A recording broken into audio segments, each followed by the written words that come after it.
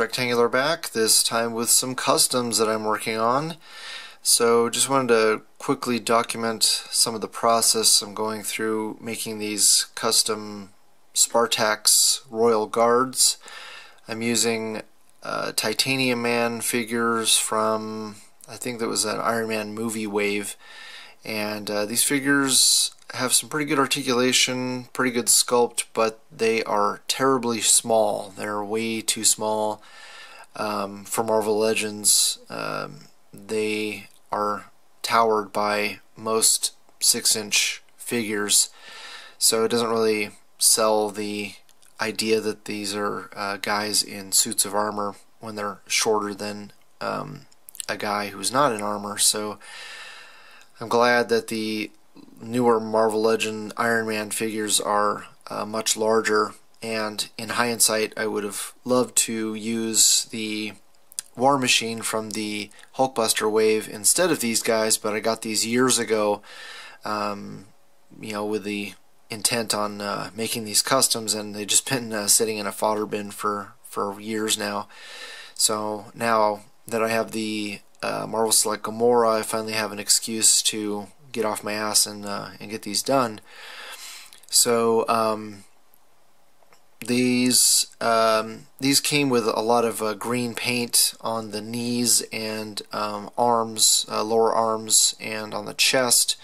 So I had to use some acetone to remove the paint, and I experimented with some other paint removers which actually ate the plastic. So you can see on this one it's turned kind of a white, light gray color. It looks really pasty.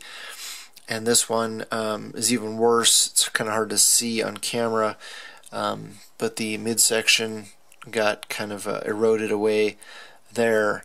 And I think this one, it was cheap brake fluid that I tried using to strip some of the paint, and it stayed on the plastic too long and eroded it. So I just wanted to try different things to speed up the process because it was taking a really long time, but I decided to go ahead and stick to my tried and true method of acetone and cotton swabs. For me, it works the best. I haven't had, since I'm not too worried about the sculpt getting damaged as much, I really wasn't concerned about the cotton swabs like scratching the plastic, and for the most part I never really have too many issues with using cotton swabs. You can see where the plastic is a little bit shinier here from the acetone, and it's not a big deal. I'm going to fill in these areas with sculpt, the front armor chest piece, and I don't know if you can see it too well, and I have this head raised up a little bit because I'm hoping to secure them a little bit higher, and I'm going to have to add sculpt to the bottom of all their feet.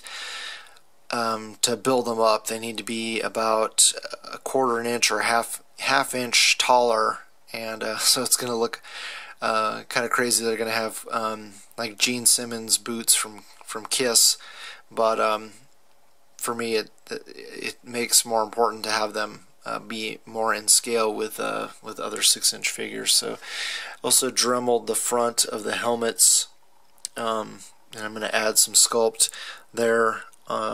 They look a lot more like Halo helmets. I can't remember, like the Master Chief type of helmet in the comics. So there was a complete ridge there on the front of the helmet, which I dremeled off. So I'll have to complete the sculpt, make it a little bit flat, and then add some more sculpt to the top of the helmet, give it more of a boxy shape, and it'll also build up the helmet, so it'll have a little bit more height as well, and probably some more sculpt on the side, because if you, like, I'll put the movie Star-Lord here, you can see how much taller he is in comparison to these guys, and yeah, he just towers over them, and how narrow, how skinny the heads are in comparison as well.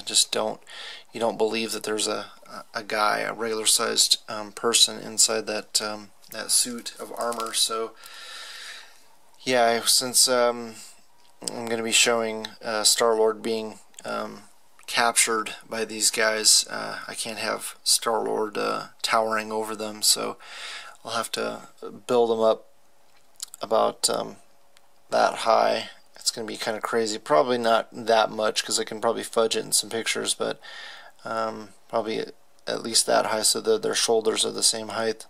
And then hopefully when I add some more sculpt to the helmet, it'll sell the illusion a little bit more as well. Alright, so now on to the next step of the process. We're going to add some sculpt.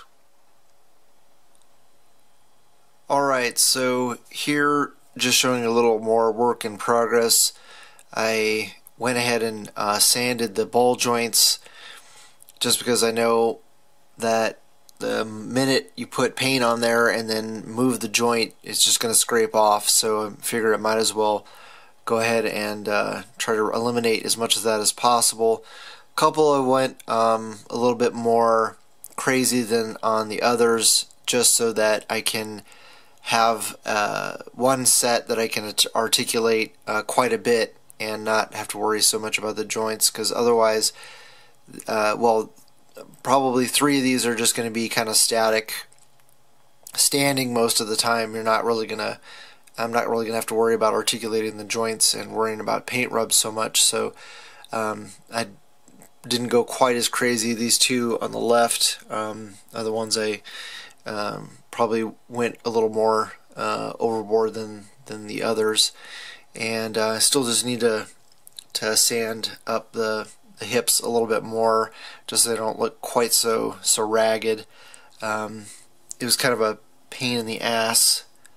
At first I used some metal files and sandpaper, and it just wasn't going fast enough. It was taking too long, so I whipped out my Dremel with a polishing bit. It's kind of like a brush, nylon brush disc, and that sanded these really quickly.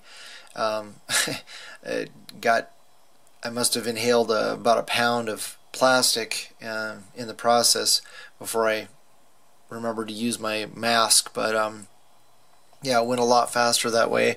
So I got the joints, the knee joints sanded up, and then since I'm going to beef up the feet, I went ahead and scuffed up the bottom of the feet, and I'm just going to put some hot glue on there, just so I can get the surface of the bottom of the foot same as the sides. And then I'm going to glue some a plastic stand that I have. I'm going to cut it up and use that to beef up the feet, give them a little bit more height. So yeah, you can see this head is not pushed down all the way, so he's just a little bit tall compared to the rest. And then the most painful process is going to be filling in the chest with sculpt, and then the helmets, adding sculpt to the sides and the tops of the helmets is going to be the most challenging part of the process. So I'll probably do another video showing that. Yeah, so I'm just kind of scratching the surface now. It's taken me about a week of working on these a little bit at a time, and it'll probably take me a couple more, at least another week to get the sculpting done, and by that time hopefully the capes I have coming in the mail will be here, and then I can get them all painted up and show you the final product. Alright, so here we have Peter Quill next to all of the figures that have been sanded and the plastic added to the bottom of their feet to get them close to the same height as Star-Lord. They are roughly the same height. They should be taller because they are wearing helmets. At least the shoulders are the same level now. So I'm hoping now when I add sculpt to the helmets, they will look a lot better. They'll be wider and taller, so it'll look like a normal sized human is inside those suits, because right now, you know, when you're looking at the heads, you can see that they're significantly smaller than the Star-Lord figure here. So still a lot more work to do. The preliminary work has been done. Now it's off to sculpting and then painting. So yeah, I will keep moving forward and you'll see the next step in the process. Okay, here we are in the next stage where I have most of the sculpting done for all the figures and all of the sculpting done for one of the figures. So only one of the helmets is done right now, and eventually the other 4 will be at this stage. So I'll try to zoom in, but in the meantime, yeah, just showing just the chest sculpting over the arc reactor piece that was on the Titanium Man. And yeah, the bottom parts of the helmets are all completed. I tried doing one helmet all at once, and it was 2 hours of wasted time and wasted material, because if you've ever tried sculpting before, you have to have an area to grip the item and still work with it. So having all of the back and the top and the sides still trying to cure, it was just a mess. Every time I pushed down on the top of the helmet, it would push the sculpt down, and then I, you know, would have to be constantly fighting with it. So I decided to do it in stages. I'll throw up some pictures here where I did one side first, and then the other side, and then I completed the top of the helmet, and that was the best way to go. So let me see if I can zoom in here with my camera so you can get a better look at the final product here. Not 100% happy with the way it turned out, but it'll work for what I want it to be. So obviously it needs to be painted, but yeah, in the version in the comics, it doesn't have quite a thick area at the top. It's a lot more narrow, and kind of comes more to a point, but just couldn't pull that off as much as I wanted to. So overall, pretty happy with the way this is going. Hopefully the others will turn out just a little bit better. Had to do quite a bit of sanding afterwards once it was done, but yeah, I think these are turning out well, and I've got a pretty good method for painting the visor. I had an old Halo Master Chief figure, which you know, these are going to eventually be painted gold, and the visor on that Halo figure is gold. So when I spray paint these gold, I'll have to go back and then paint the visor red. So after doing some experimenting with that, I have a pretty good method in my head on how to pull that off. So I'll have to show that in the next stage. But yeah, now it's going to be a pain to try to match this helmet with the others, get the others sculpted in the same manner. So hopefully I can get that done in the next week or two, and yeah, I'll be documenting that process as well. Okay, first I have to apologize for any background noise you might hear. I live in the suburbs of Northern California, where on the weekends it's a non-stop deluge of leaf blowers, lawn mowers, weed whackers. It's just all you hear in the background, so apologies for that. But I am getting close to moving on to painting. Just wrapping up some sanding here. The two on the far left are, I think, turned out the best. These three are my favorite of the ones so far. This is the original one that I completed and have been trying to get close to this. These are a little bit, these two are a little bit more of a compromise of a mix between how the characters look in Volume 3 and Volume 4. This one is a lot more similar to how they look in Volume 3. And these two are the roughest of them all. I was really unhappy with the way they turned out, but I've been able to salvage them with a lot of sanding.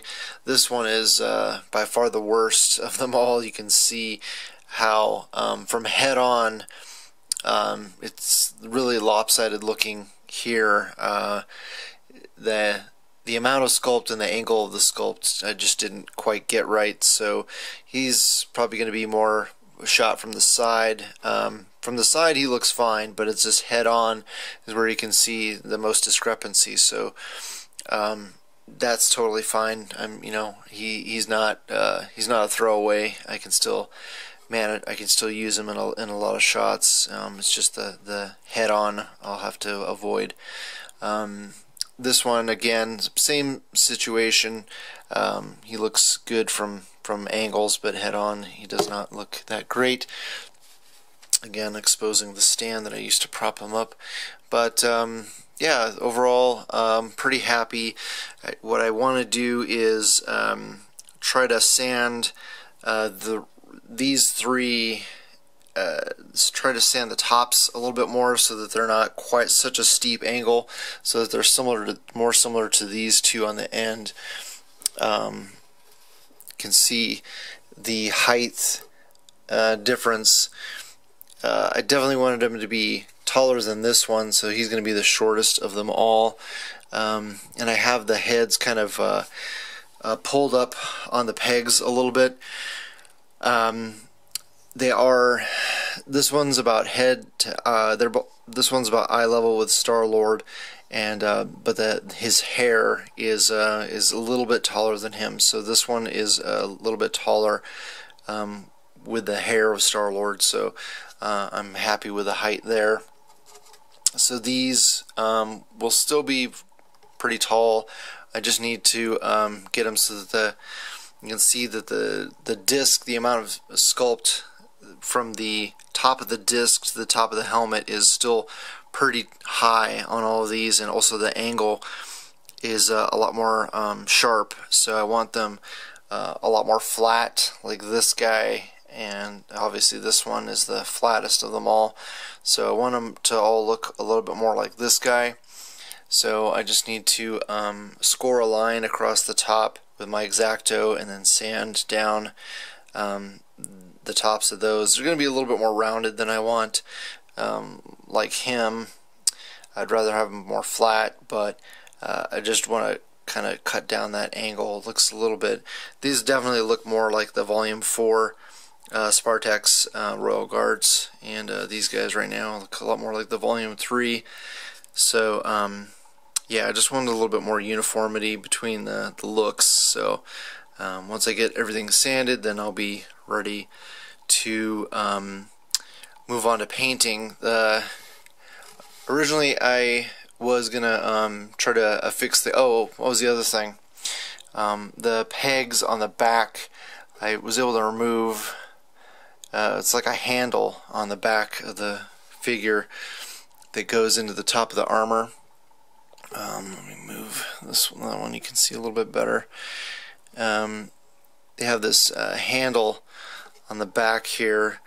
I want the cape to sit flat across this surface here, or somewhat flat but straight across, and this handle is in the way, so I had to cut it off with my X-Acto, and then go back and sand it up. And you can see it more maybe from the side. You can see the difference where it's jutting out there. So I got to do that to all of them as well. And yeah, initially I was gonna try to like drill holes in the back and then kind of wad up the capes and plug them into the corners there, but in all the pictures I looked at and reference photos, they sit pretty flat. So what I'll probably end up doing is masking that area off with some tape once I get this handle removed, and then I'll paint them up, and then I'll glue the capes onto the back flat, relatively flat, and yeah, that will give me the look that I want. I don't know how I'm going to get away with, because I want to be able to force these heads up. If they sit directly on the head there, they look down way too far. So I don't really care for that look. I want them to look more up the way that this one is, and also give them more height. So haven't figured out a solution on how to keep the heads from popping down on the bodies like that. I don't know if I'm gonna add some sculpt or what. I might just end up using a sticky tack inside. I don't know. I haven't figured out how I want to achieve that look so that they're not have like no necks, even though that's probably a little more accurate. Just not what I'm looking for. So anyway, next stage, hopefully you will see me getting ready to paint. Alright.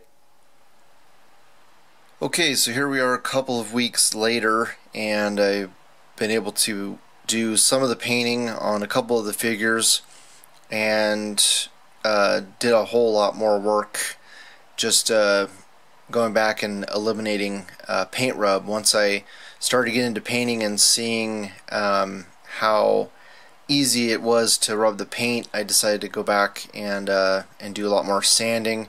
Popped off the arms and did a lot more sanding there, and went ahead and did some more modifications to the arms. I forgot to mention in the previous video how I added sculpt to the left forearm there, so it was smoothed out. It had like a big cavity on each side there, and it just looked a lot different compared to the right arm. And I was not happy with these, the original hands that the figure comes with. They're very small. These tiny hands here, they just look like little child hands. So I went ahead and on this one I added a knockoff Clone Trooper hand. I kept the joint there, so I gave him the up and down movement there with the joint from the original figure, and you can see there the Clone Trooper armor part of the hand. And because in one of the scenes I want to replicate, the character is kind of flailing backwards, and I wanted kind of like an open hand there, so that's why I used that and kept this hand, because again he's going to be flailing backwards. And then on the other hands I added fists, and I'm probably going to go back and replace these hands with fists as well, do the same thing I did with these. I'd use some knockoff Batman figures, armored Batman figures, which I'll show here in a second, to replace those fists, and they look a whole lot better, look a lot more comic accurate. So again, I retained the articulation, added those joints, and then sculpted around so it just had a more seamless look there. And very happy with the way they turned out. I dremelled holes in there. That was one of the main reasons that I wanted to add these fists, is because I want to to be able to put weapons in these hands, and these hands are so tiny that this insulation hanger, which I'm going to use for their, basically they have like giant cattle prods, and if I had tried to drill a hole in there, it may have worked, but it just would have been very flimsy and it would have looked odd. So I went ahead and went with these instead, and these fit perfectly. The weapon that I'm going to be giving these guys fits perfectly in there, nice and tight. I can get it in. There we go. So that's going to be very cool when they're all painted up and everything. And what else did I do? Let's see. This one I went a little bit overboard, and his leg is almost cut off. So whenever you're using base body figures with ball jointed hips, you got to be really careful not to cut off too much plastic, and that's what I did. For some reason this leg is real stiff, so it hardly moves at all, and then this one still is, I'm able to maintain the articulation. I'm not going to show it on camera, but yeah, I cut a little bit too much on one side, so it's just kind of hanging on by just a small shred of plastic. So I got to be careful with him, and I'm not going to be able to pose him nearly as much as I had hoped. So hopefully the paint rub on this one's not going to be too bad. I don't know if you can tell, but I put way too much paint on this figure, and then that's part of the reason I went back and did a lot more sanding and everything. You can see that those arms didn't really get sanded nearly as much as I wanted them to. The hips as well. But I was just, inexperienced and very impatient, and was just putting on really thick coats of paint too much, too fast. And I don't know if it's showing up on camera here, but you can definitely tell that this guy's got a lot more paint. And yeah, so I took my time with this one, and it turned out a lot better. So I think I'm finally comfortable with knocking out the rest of these last three, and without getting the paint too thick on them.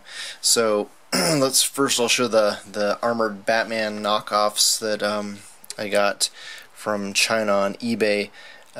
These ridiculous things with the LED lights that Glenn Webb showed in one of his videos. But that comes with some really nice capes, so I can definitely use these for other figures. And yeah, these are the fists that I cut off to put on these figures. So I didn't buy them specifically for this reason. I bought them. They actually came with this Superman that I got for the capes, and I was just going to throw away the Batman, so I was going to keep the capes and throw away the Batman figures. But fortunately, I saved them and was able to use those fists, so that was a perfect recycle on him. So this is the figure that I'm going to be using. I'm going to be using these capes for these figures. And yeah, these things are absolute garbage, but yeah, they came in quite nicely. That I wasn't expecting. I didn't need the Batman figures, but was able to get some pretty damn good use out of them. So now I'll have to take the heads off, and then paint the bodies and then the arms and the heads separately, and then attach the capes, and we should be done. So yeah, I'll do all that work and then show you the final product. Finally, we have the finished product, and overall I'm very happy with how these turned out. They're not perfect, but they are great for what I want to use them for. The fifth one is not shown. I'm still working on that one because I'm putting fists on that one. I was just going to leave it with those regular hands. This is the only one that's remaining. It's a regular hand. This is the one that I put the Stormtrooper hand on the right side. But yeah, that one will be finished here pretty soon. But I just wanted to show the best of the bunch, and yeah, it was a big project, but a great learning experience. The only issues I'm having right now is the heads. Putting them on the sculpting material is starting to crack when I put the heads on, so I had to Dremel out a little space inside the helmet so that I can put them on a little bit easier. So I might do a little bit more dremeling there, and if I do too much, I can always put some sticky tack at the top of the peg to keep them from going down too far. But overall, I'm really happy with these. I wish they were just a tiny bit taller, but yeah, these look great next to Star-Lord here. And I'll show you what the capes, how the capes turned out on the back. It was a little tricky to figure out how I was going to make that work. I would like them to not quite touch the ground, but that's totally fine. As you may remember, the cape, which is similar to this one that came from the Batman knockoff figure, had a hole in the back, and the hole would sit inside the peg, and so I had to find a way of covering up that hole and having the cape sit flat. Fortunately, the cape was flat at the top, so I just had to find out how to cover up the hole. So I ended up gluing the hole shut, and then folding over the extra material over to one side, and then gluing that, and then gluing the whole thing across the top. And very happy with the way that turned out. It's very comic accurate, so pretty damn cool. I would like them to stick out further. In the comics, they pretty much go like to the edge of the shoulders. Actually, they plug into the back of the shoulders, but this is pretty damn close. It's not, whenever you're making customs, you got to make choices for what's going to look good from a a technical aspect, and what's going to look good aesthetically. So I think this is a good marriage of the two. The gloss on the helmet, on the visor, turned out pretty well. What I did, I spray painted the whole the helmet gold, the same gold as the rest of the figure, and then added one layer of the red gloss. It's a Tamiya clear gloss red, and then went back with some black wash from Citadel, especially in the corners, and then added another layer of clear gloss red over the top. And yeah, it's very comic accurate. Very happy with the way that turned out as well. Only thing I haven't done is clear coat the helmets. Haven't decided if I'm gonna bother doing that or just leave them. I would have to mask off. I made the mistake of not clear coating or sealing the helmets before I did the visors. I should have done that. So that was a rookie move on my part. Because now I would have to mask off the visors and then seal them all up, and I'm kind of worried about the sealer covering up the black wash that I did on the details of the helmets, the circles that are in the lower section and the upper section. So yeah, that's how I got that those black rings, is using a black wash.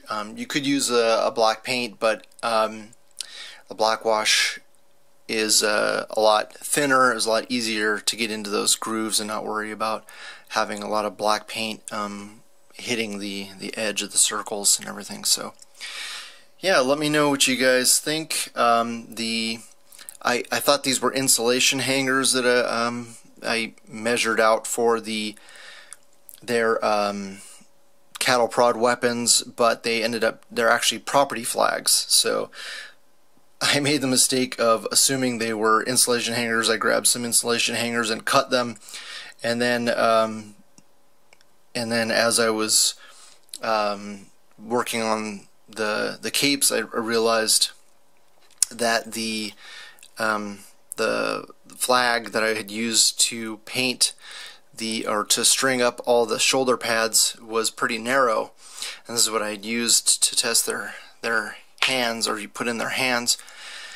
And so then I had to go, I'd already cut those insulation hangers. I had to go back and grab some property flags and cut those, which is good because I initially had cut the insulation hangers too short, so it gave me a chance to get the height a little bit better.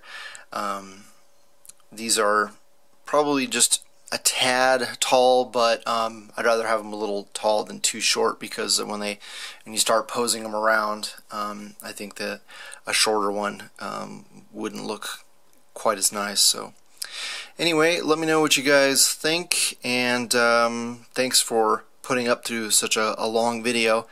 And yeah, hopefully you guys will like some future projects that I have coming down the pipe. And with that, share with your friends, subscribe if you haven't already.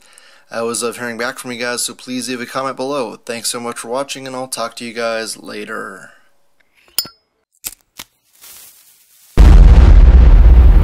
That's crispy.